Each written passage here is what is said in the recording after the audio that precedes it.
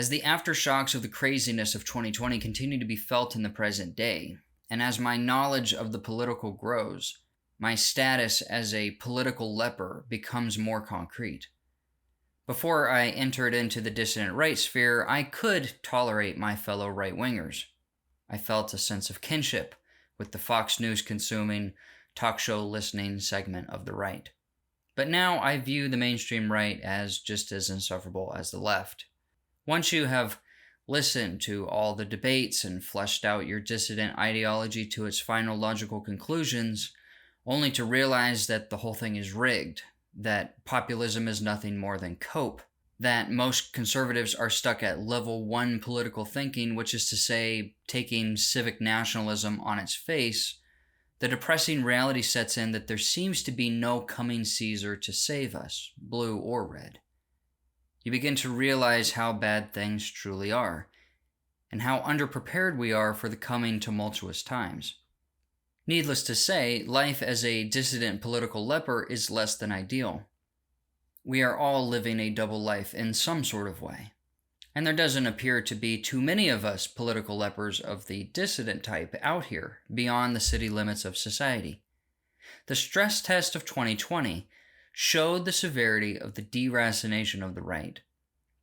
This is seen in the statistics on male loneliness, which is at alarming levels.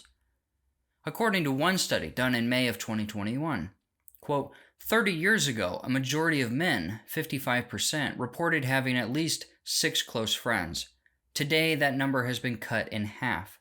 Slightly more than 1 in 4, or 27% of men, have 6 or more close friends today. 15% of men have no close friendships at all, a 5-fold increase since 1990. The study also found that 79% of people felt lonely. Historically, the left have been the organizers, the ones rallying people together for a common cause. As the African proverb goes, if you want to go fast, go alone. If you want to go far, go together. And historically, the right has viewed that as unnecessary hippie shit.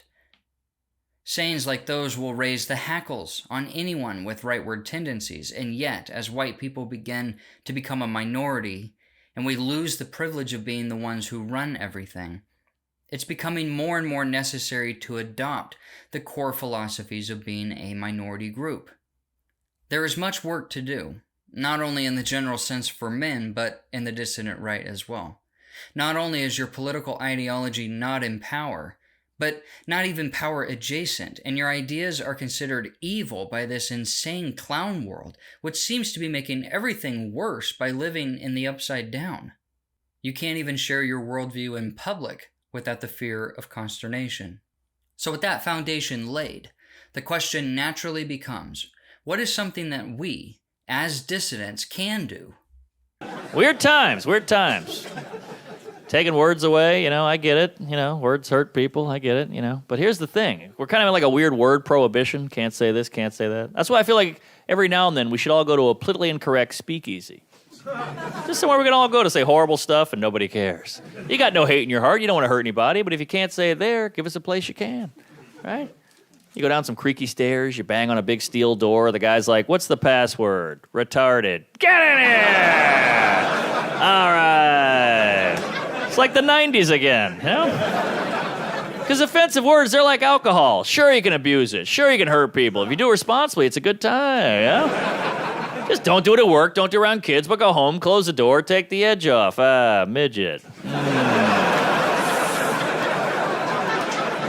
Right? I don't want to say little people. That's like drinking no duels. And that is what basket weaving is. It's a time where like-minded people can gather and speak openly about the most important political ideas and ideologies we love without the paranoia we all feel in our everyday lives. At the basket weaves I've attended, there's been a guy who works in academia, who's feeling the stress of working in an openly hostile environment. But at the basket weave, that wasn't a problem. We were in complete and total political alignment. I didn't think he was crazy, and he didn't think I was crazy. We didn't talk about sports or TV or any of the distractions that the system provides.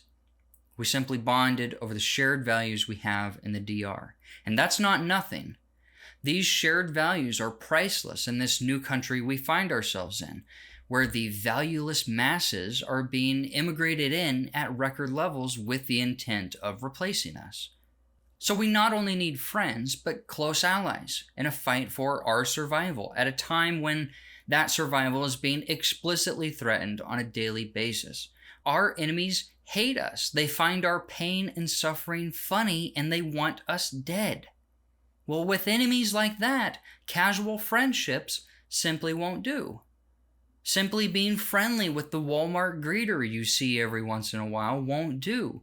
We need to form actual alliances with like-minded people while the country is in its final death throes before the end. The basket weaving community is just in its nascent phase at the moment, and the more people join, the quality of the weaves will go up as well. We have the right ideology. We have the truth on our side. We know we're right. But the only thing we're lacking right now is organization and an actual community of like-minded right-wingers in our personal lives. The online stuff is great, and it's important too, but the in-person connections are the most important things you can start building now. I believe the future of America only holds more balkanization and segregation, and the time to start finding your own is now. Anyways, thanks for watching, and I will see you guys in the next video. Peace.